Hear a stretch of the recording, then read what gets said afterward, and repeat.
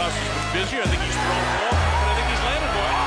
There goes Sam Judah, and he's really hurt. He's all over the place. The fight's all over. The fight has stopped. J80 has stopped the fight. Johnny, Kostya Tszyu came to Australia from Siberia after an enormous amateur career. What made him so good? As an amateur, I think he's as good as any amateur ever. He certainly showed great skill and power.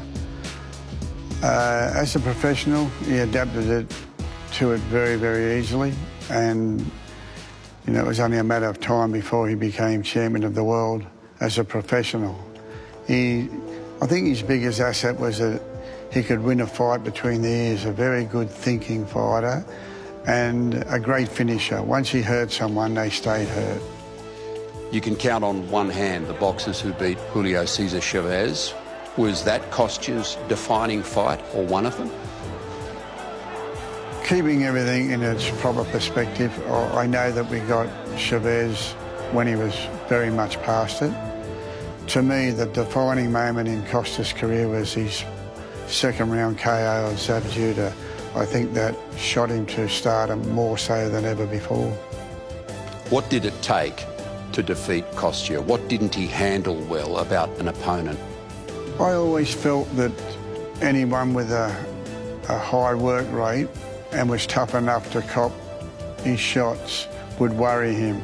I think that with such a long amateur career, it became that I felt Kostya, after 8 rounds was sort of like feeling the pinch, but he always had that big punch to bring his opponent back. But anyone that could sort of like get him into a real 12-round fight with a lot of pressure, and they would worry him. Overseas, he fought brilliantly. He travelled so well, didn't he? Was that because, I guess, of his background, that he'd come so far to make a life in Australia? Look, he was so mentally tough, mentally.